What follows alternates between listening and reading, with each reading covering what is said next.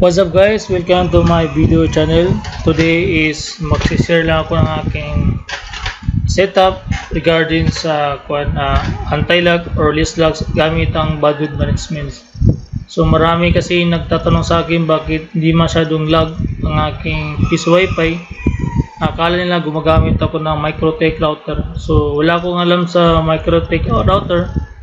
So noon is problema ko rin sa aking piece wifi na madalas naglalag yung mga online game or lalo yung mga email sa aking piece wifi. Pati ako nagtataka rin ako kasi bakit ganun is mayroong anti-lag or may speed limit naman yung aking piece wifi na software na ginagamit. So na-find out ko yung yung problema.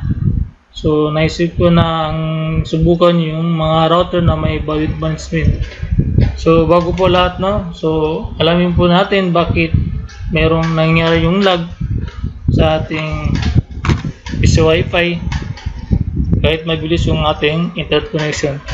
So una is mga possible na dahilan bakit naglalag yung ating PC wifi lalo sa mga online gamers or bakit mabagal yung ating internet connection is ito ay according lang ito sa mga na-experience ng iba, pati rin yung na-experience ko.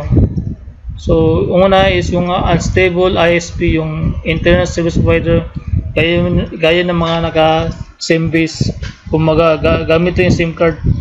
So bakit hindi stable yung internet connection nila is kasi meron kasi mga peak hour. So example, kung gumagamit ka ng Globe, so kung nagtataka kayo bakit pagdating sa pagpatak ng 12 AM hanggang umaga is mabilis yung internet connection kasi yan yung mga oras na tulog yung mga tao, so hindi sila gumagamit ng internet connection. So yung tower kung saan nakatutok yung antenna ng Globe Smart or ano man yung ginagamit nyo is hindi siya crowded.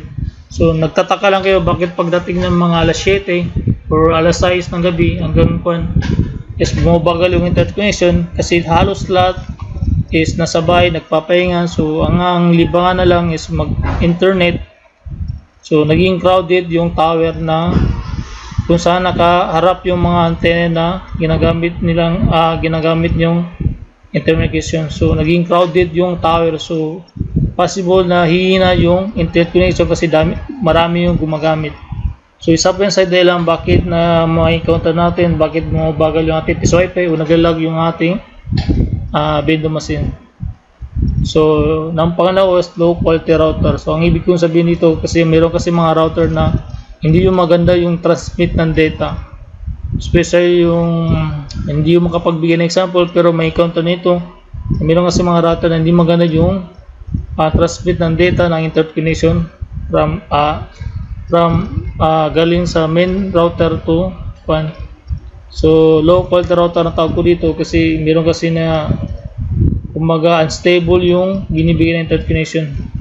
So kung meron kayo budget, mas maganda na mag-invest kayo sa mga router na maganda yung quality, yung tsaka check na sa YouTube yung mga feedback na yung mga router na maganda yung transmit data.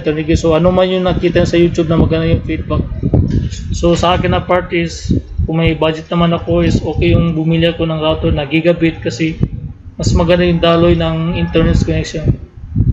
So low quality LAN cable. So ang ibig ko sabihin dito is na-encounter ko ito kasi nagtataka ko bakit pagdating sa ibang connection mabilis yung connection ko. Bakit sa iba yung gamit ko si switch, so marami mga LAN cable na connect doon. Bakit nagtataka ko bakit iba-iba yung speed ng mga connection. So na-find out ko na yung isang LAN cable ko na ginamit is hindi maganda yung quality. So parang masyadong manipis yung wire niya. So hindi, yung iba naman is parang pa-expired na, bumabalat na, so parang naging marupok na ba. So yung pinalitan ko siya ng Cat6, doon siya yung bumilis yung aking internet connection. So na-find out ko na isa rin sa factor bakit bumabagal yung ating internet connection dahil sa LAN cable. So pang-apat is no bandwidth management. So ito yung na-encounter ko sa aking piece wifi vending machine. Bakit bumabagal ang aking internet connection doon sa vending machine or bakit naglalag yung mga aking mga mga online gamer na mga customer, kasi na-find out ko na lahat ng tao sa bahay is nakakonect sa akin main router na walang bandwidth control. So doon ako nagka-problema na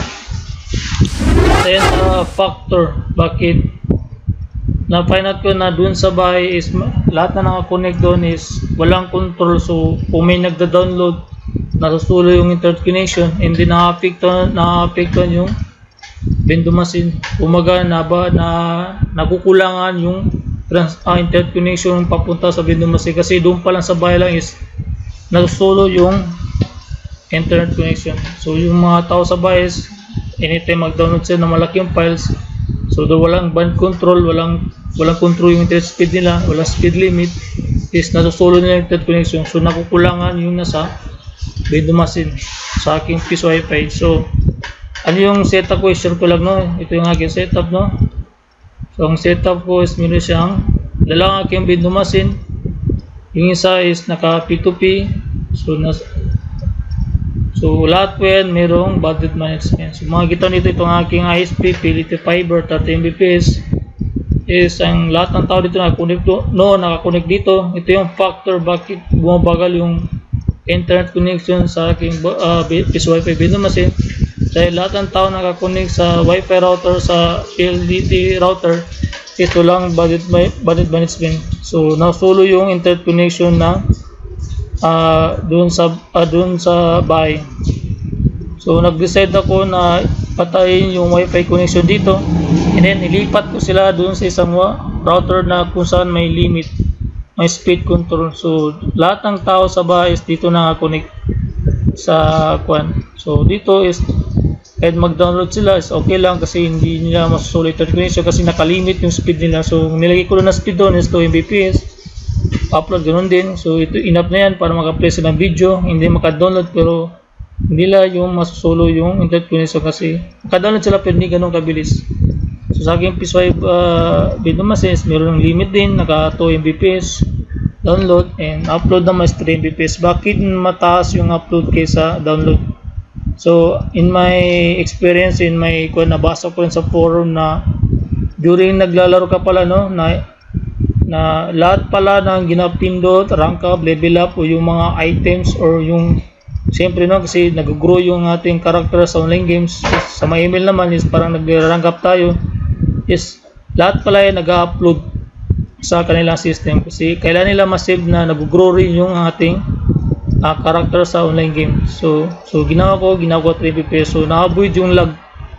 So di masyado naglalag, pero konti lang. Minsan hindi naglalag. So importante pala sa online games na mas mataas yung upload. So nangyari ngayon is dahil nakakontrol lahat, so maganda yung transmit ng data. So na-avoid natin yung lag sa ating vending machine. So dito makita yung aking setup, naka P2P. May dala ko vending machine. So lahat yan may speed limit na 2 Mbps download, upload naman 3 Mbps. So sa bahay naman is upload and download is 2 Mbps. So kahit nasa bahay sila, kahit sa bahay, kahit nag-download sila is may control na rin.